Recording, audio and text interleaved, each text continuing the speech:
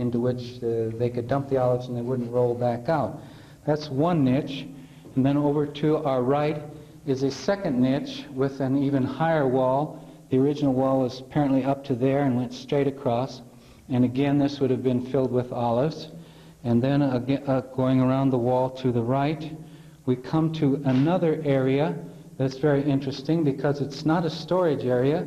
It looks like it impresses us as being a place where the workers could take their refreshment break down in this nice cool cave. It's very hot outside today, but down in this cave it's very cool and pleasant. A little breeze blowing in here. And that would have been a nice place for the workers to take their breaks. Then coming around to the right even further, we find another interesting retaining tub, almost like a bathtub with a wall almost a foot thick. And we've postulated that this tub was up to this level where my hand is, or perhaps a little bit higher, and went across there at that level. It's since been broken down, possibly by people who used the cave as a habitation long after the olive press went out of use. But this is possibly where the olive oil itself, after it had been made over in the press, they gathered it out of the catch basin and brought it here and stored it here until they could put it into whatever containers they used. Now from the cave we're going to go up to a large mikveh, an immersion pool, which was used by the Israelites for their cleansing times, any time they felt they needed to be cleansed ceremonially, that is, not take a bath, but ceremonial cleansing. And the reason that we want to point this out is that it's very possible that this olive oil was used in some of the ceremonies at the temple. We think this because of the close proximity of this huge mikveh. There would have been times when the olive oil was in the process of being made that the workers would all stop, take a break, go over to the mikveh and be cleansed, and come back and continue in the process. And according to Jewish laws, there were several times this had to be done in order for the olive oil to be of use in the temple. 2, 1. The story of what we're looking at right now is this entrance to the large cistern, and we had no, this is a very deep cistern. We don't even know how deep it is. It may be as much as 30 feet deep, going down through this hole.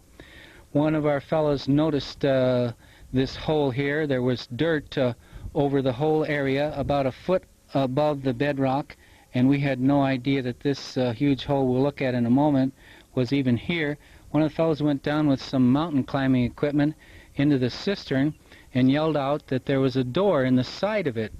So I went down and looked at it, and we decided to take the door out and see what was behind it, thinking that maybe it would be something like King Tut's tomb full of treasures.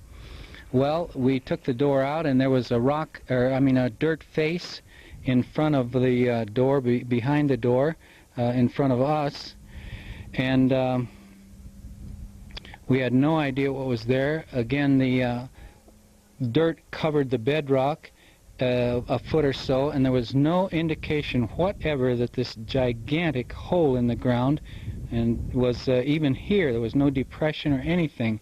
It was only as we went through the door and began to pull the dirt into the cistern that we came out to finally out at the top, still not knowing what it was, kept widening the cutting and the digging, and finally came up against the ridge of bedrock that's sticking out there at the roof of this gigantic, what we know now is an immersion pool, a Jewish immersion pool from the 1st century BC, and probably in use to the time of the destruction of the temple in 70 AD. It was used by a group of Jewish people called the Hasmoneans, descendants of the Maccabees.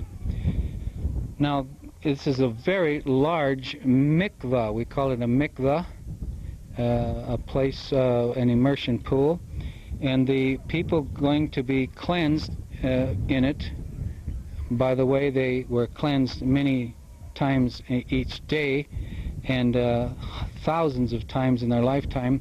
They went into these immersion pools, these cleansing pools, to be ritually cleaned after they had touched something unclean, or if they even thought they had touched something unclean, they would be ritually cleansed. It wasn't a bathtub, it wasn't a place where you went and washed. It had nothing to do with hygiene.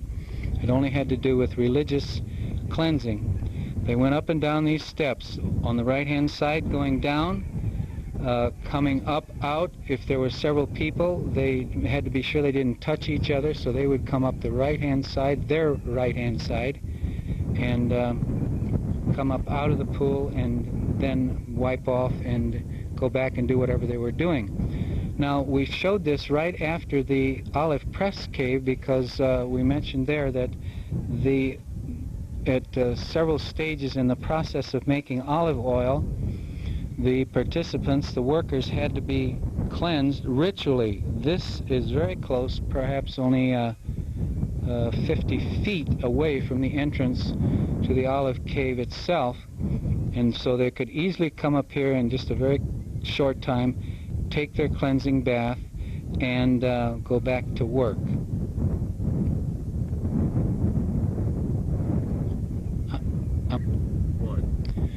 The mikvah was used by the Jewish people from the time of shortly after the return from the Babylonian captivity down to the present day.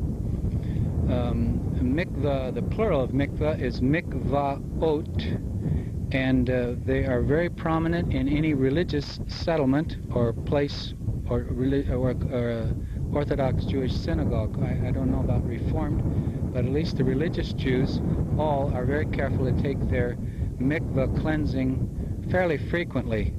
As you can imagine, not being a bath and not being a cleansing outwardly of the body, but rather cleansing spiritually for the any uncleanness, it meant that a person had to be immersed in a mikvah for probably hundreds, if not thousands of times in their lifetime.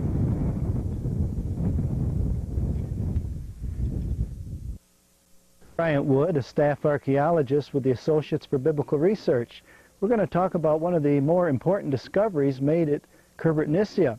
This is a discovery made in 1993 when we discovered two pottery kilns dating to the Hellenistic period at our site. This discovery is rather unique because very few of these kilns have been discovered here in Israel. Here on the diagram I have a drawing of the two kilns, and we've labeled them A and B. A was the first kiln discovered, and you can see it's rather elliptical in shape. The diagram that you're looking at is merely the lower portion of the kiln, the fire chamber as it's called, and it's made up of two distinct chambers with an entrance here at the bottom of the diagram. The fire would have been built here at the entranceway where the letter A is, and then the hot gases would have proceeded along either side of this central pillar and up into the top part of the kiln where the pottery was baked. You see a dotted area here. That's a portion of the partition floor that separated this lower fire chamber from the upper pottery chamber. It was still intact, but it had collapsed down into the fire chamber. The rest of it was all broken up into pieces. This particular shape we can say is earlier than the second kiln we discovered, kiln B. The later round shape dates more into the Hellenistic period, whereas the elliptical shape is associated with the earlier Persian period. We're not quite sure how early kiln A was used, but we know that it was earlier than kiln B. The central pillar that you see here was used to support that partition floor that separated this lower fire chamber from the upper pottery chamber. Now let's go down to the site And we'll actually see these two kilns, and we'll talk about some of the features of these kilns.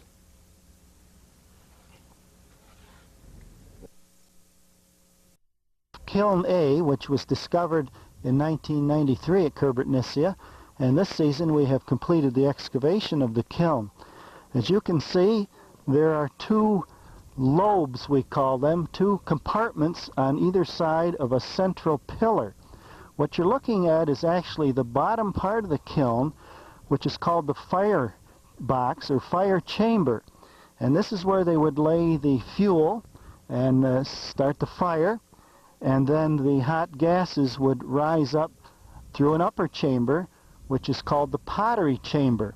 There would have been a floor or a partition separating the lower firebox from the upper pottery chamber. That is gone now, although we did find a portion of it here in the mouth of the kiln.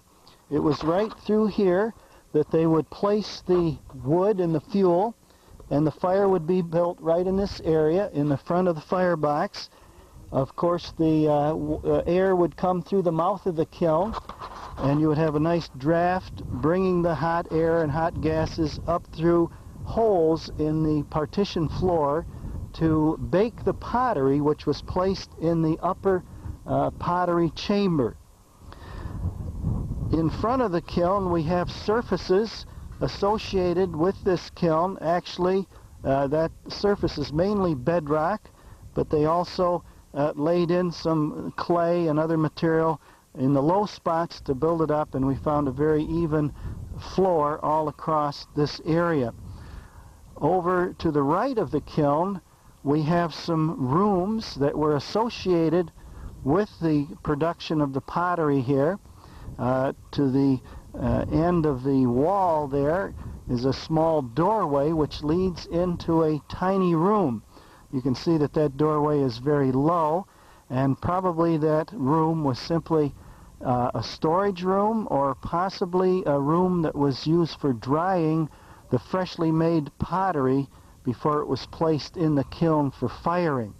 The doorway is just big enough for a person to squeeze through to the inside, and then someone on the outside could pass the jars through there, and they could have been stacked inside the room.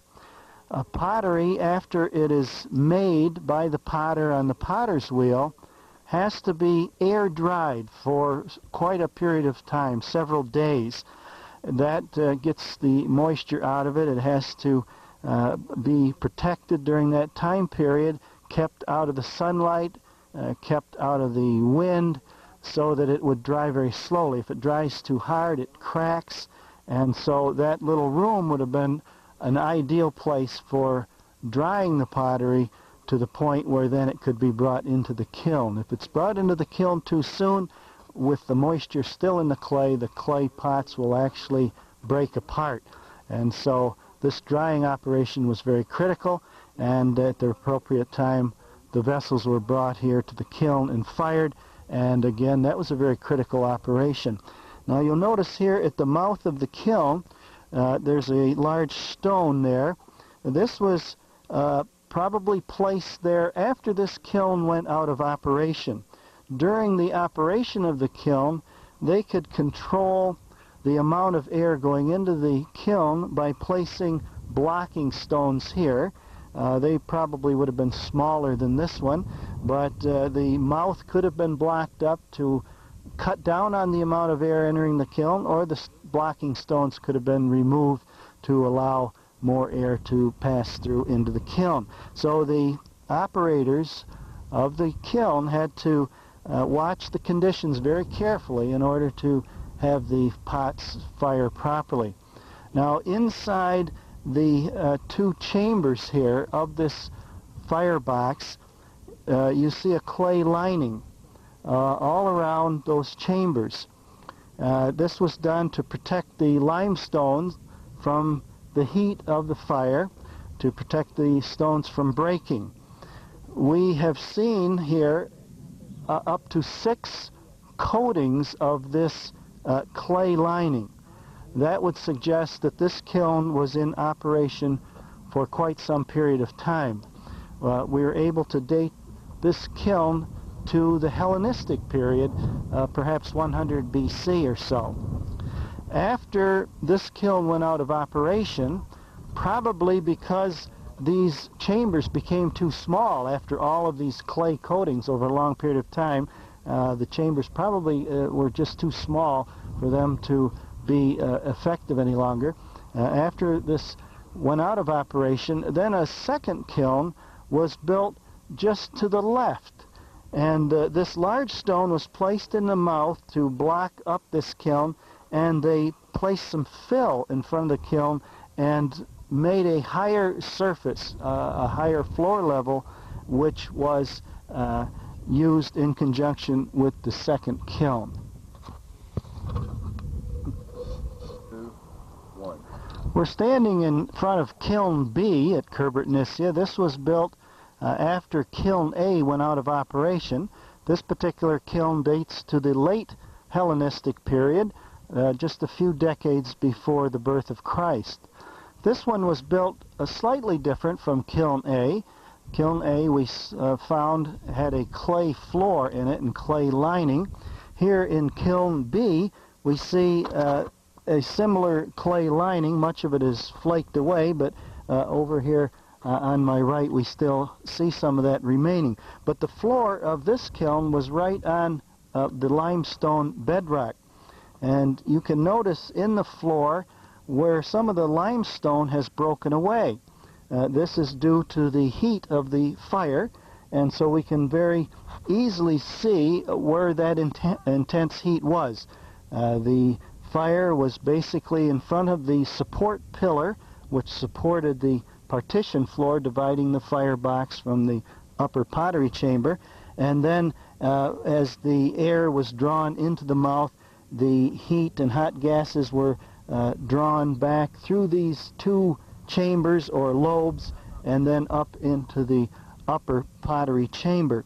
Now you can also see in the background that we have a limestone ledge. This is a bedrock ledge, and the kilns were built against this bedrock ledge.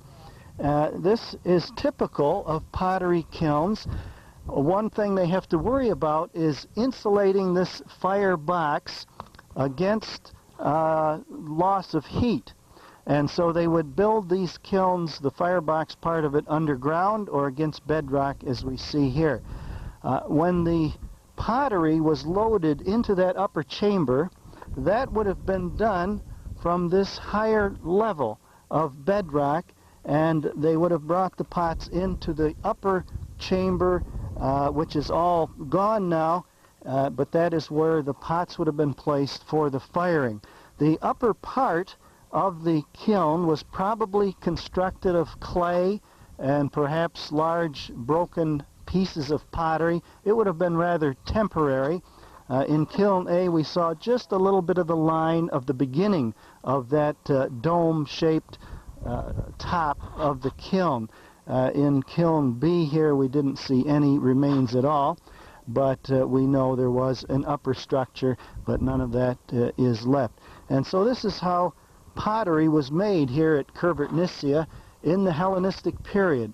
And we have found a great deal of the pottery made in these kilns here on the site as we've carried out our excavations over some 11 seasons.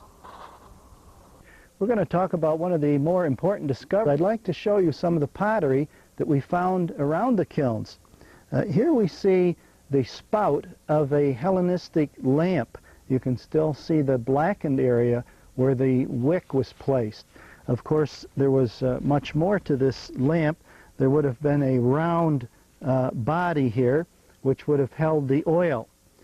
This helps us to date our kiln. We found many rims of a large bag-shaped jar, such as this one, and again, these date to the Hellenistic period. We found so many of these rims around the kiln that we feel that this was the major type of pottery that was produced here in the kiln. You can see that along the lower portion of the neck of this particular jar there was a little ridge-like or a collar, and this is typical of the storage jars from the Hellenistic period. And then in conjunction with that, we found many jar handles, such as this one, which were associated with the large bag-shaped jars. And so all of this material helps us to understand what type of pottery was made in these kilns and also the dating of these kilns.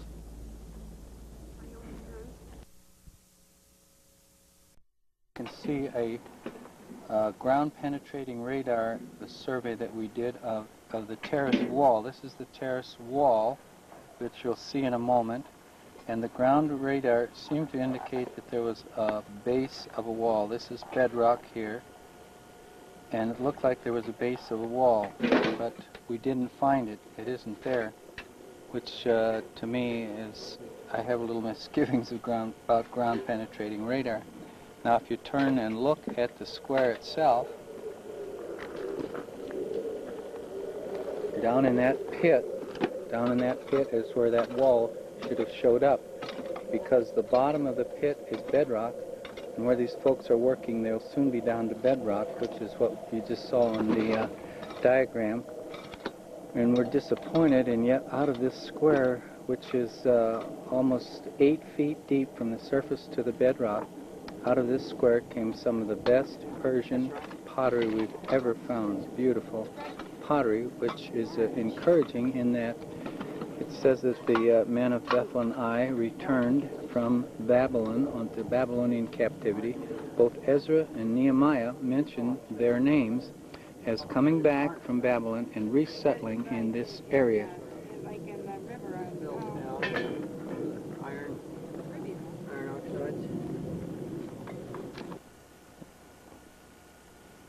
Okay, we're looking now toward the wadi, or valley, which goes down to Jericho, and you can see it coming, that ridge coming into the wadi from both sides.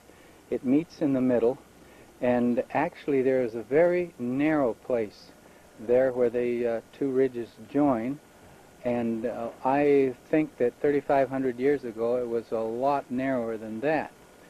And it talks about the men of Israel, the Israelites, running away from the army of Ai in the first battle that Joshua and his men had with the men of Ai. And they chased them down to this narrow place. In the scriptures it's called the Shevarim, which means the division or the split. And they chased them to the Shevarim and killed 36 of them. Then, of course, once they get through that narrow spot, they could easily get away and run on back down to Jericho. So I think that's the Shevarim. It's about 1 kilometer from our site here, and you'll notice as you look out across the horizon, get farther and farther away, you could see Jericho except for those hills. So this is a wadi that comes up from Jericho. It's called Wadi Suenet up here. It's called the Wadi Kelt when it comes out at Jericho. Now, because of the people coming up from there, we think this tower just to the right of us here was built probably in the Iron Age times or even earlier to look down into that wadi. If the tower was 25 or 30 feet high, of course, you'd be able to see down into it quite nicely. And this would be the place then, the watchtower, for not only Ai, but for Bethel, which is on the other side of a mountain behind us. And of course the people from Bethel could not see anything over on this side, so I think that's why Bethel and I are always mentioned together. They worked together, they cooperated together, they helped each other and keep watch over any approaching enemies. Now, just to the left of this big tower with its foundation stones are two gigantic megaliths. Maybe we could move over to the right a little bit and look at them a little bit more straight on. Robert Poole and Peter Oshley and I think Michael Ludini and several others have been digging down in here and have found a bedrock right down there. And there's, when we first found these a couple years ago, I dug under the furthest rock and found only late bronze material coming out. So we suspect that these two megaliths were put in place, standing on end, by the Canaanites. But as you can see, it's excavated all around them, and so far we can't figure out what they were. They don't seem to be a wall, because there would be a lot more in a row. Now this is the big rock we were just looking at from the other side, right here. One of the first one we were looking at, and we found something very interesting in that this rock is sitting on the bedrock here, but to keep it from tipping over, apparently they put a shim in here and another one here to keep this rock in place, and that's very interesting. On the other rock we found some late bronze material coming in, but again we just simply don't know what these two rocks are.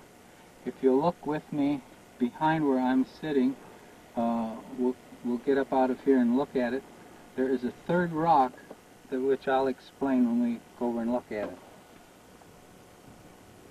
We notice over to my right the two rocks we've just been talking about, the huge boulders. We had hoped when we dug out the balk, the 1 meter balk between them, that there would be a line appearing, but there doesn't seem to be.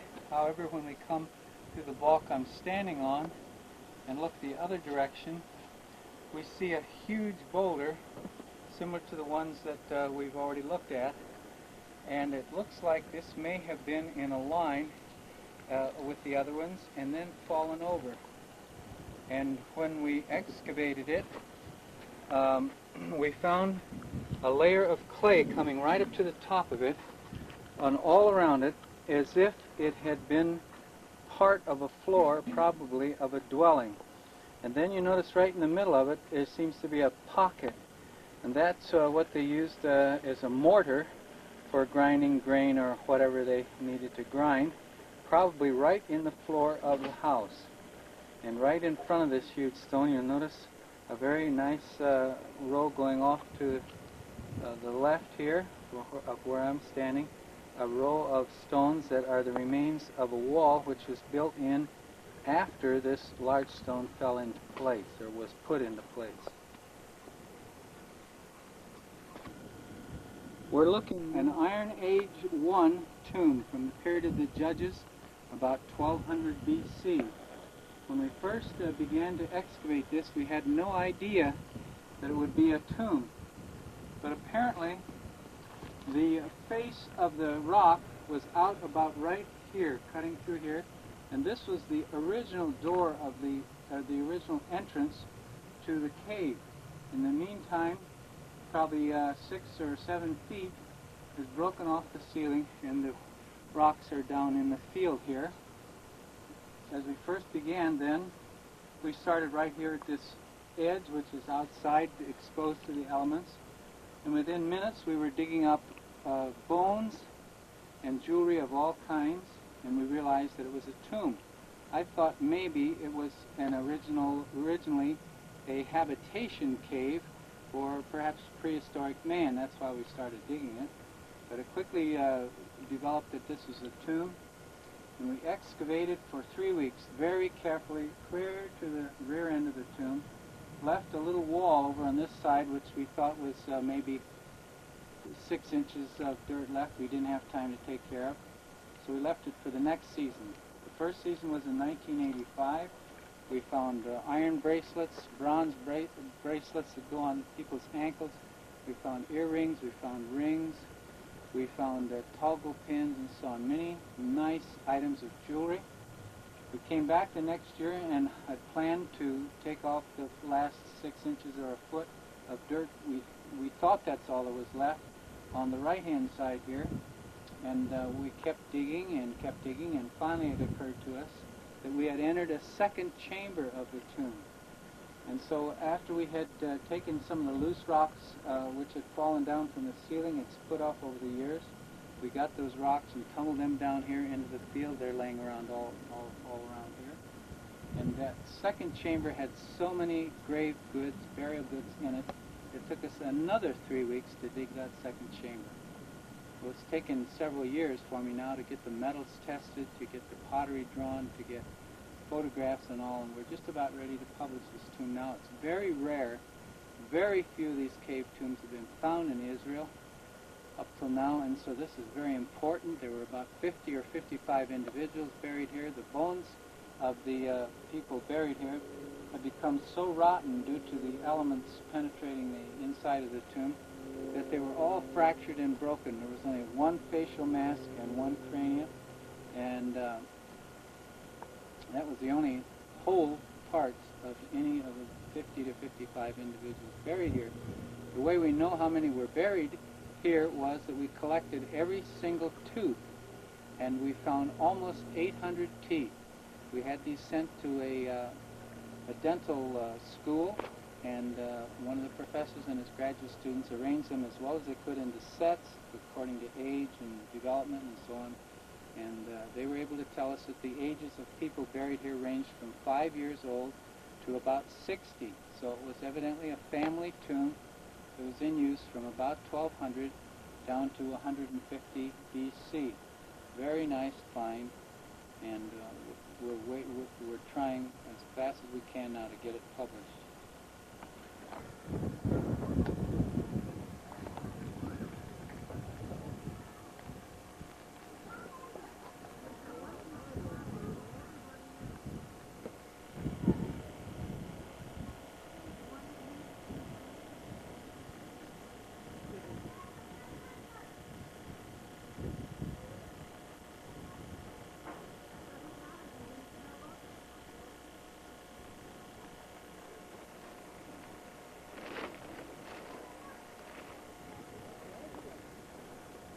Have to look for it.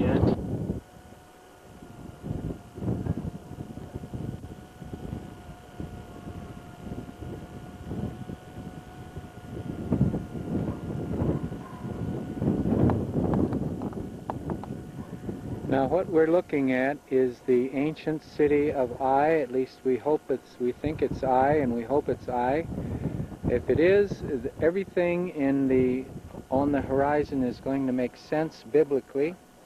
If you look over past the city of Michmash, that little group of buildings among the hills there across the valley, on beyond that, about 15 miles away, is Jericho, where the Israelites were camped when Joshua sent up some spies to look at the situation around Ai and figure out just how to approach it and how to attack it.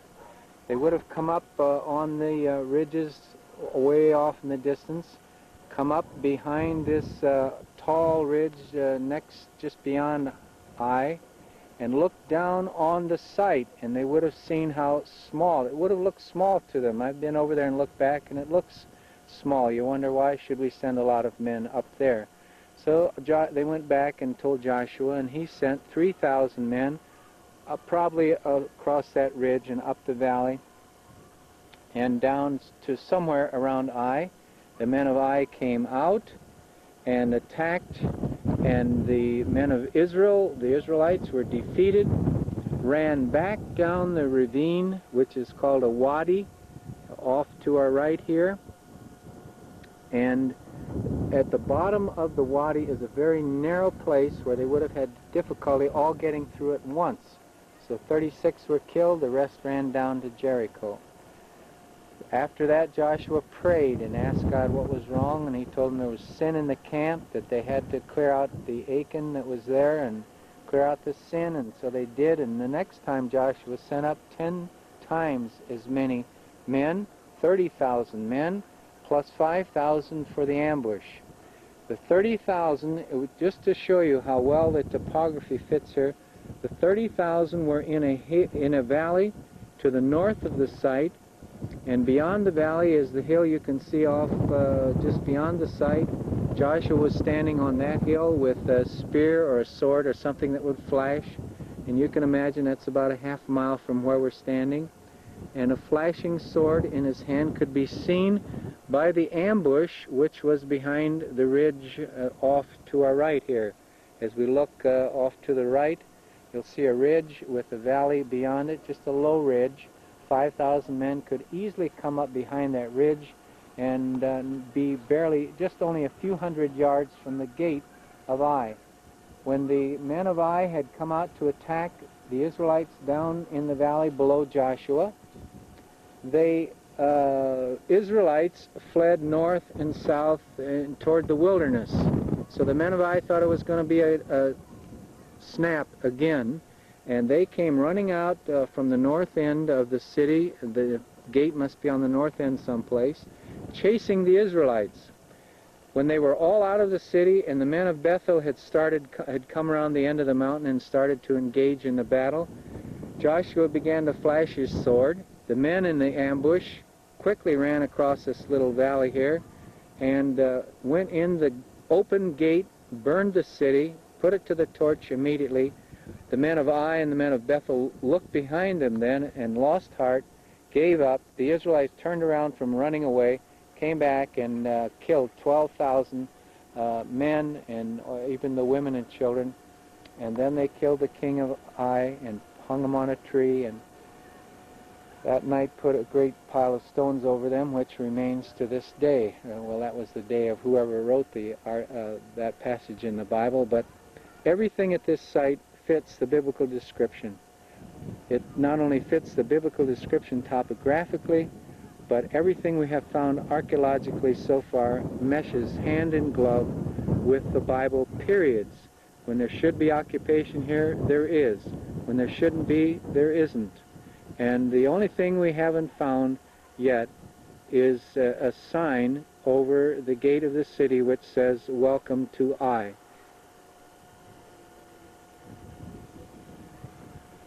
Right, when I was with Bryant, that bunch of rocks there is near the top of this rampart wall, and it goes out of sight down there, and it's so eroded you can hardly tell. I don't know what this wall is through here. It's not on this. It's not on her plan, but if you can imagine that that's the rampart going down there, and then we tried to get some, and I think we have some. I don't know how to explain it, but below that are brown bricks and then brown silt. But you can see what happened. The upper wall slid down the slope, knocked down the lower wall, and filled up this and made this ramp like this. All above that is later erosion after the late bronze destruction. So here we're looking at the west trench. We're looking right at that wall the way it was. The Department of Antiquities man was telling me that they plan now to shave this off clean, so you can see Especially people who wanted to escape or run away. Mount of Temptation with the monastery. Also where the spies probably hid when they came to see Rahab. The caves were there. And today that monastery has a very tiny little path going up to the top. This area is the upper level of the wall, of the closest in wall to the city. The second wall is right about in there. The first wall tumbled down to the second wall, knocking the second wall down, and the Israelites were able to come right up, tahat, underneath. The wall was underneath their feet. They were able to walk right up. This is what Kenyon dug out. sticking up. The rampart wall. When it was dug clear down to the bottom, it would have been probably 12 to 15 feet high. So it actually goes like this. Late Bronze Canaanite revetment wall. We're looking at the City 4 wall cross-section. There were 4 walls along here. You can see photograph number 26 and 27. And these are the walls that came tumbling down. Part of it over the hill, about 200 meters, is where Rahab's house probably was. And if I can zoom in, you'll be able to see a pot handle or two.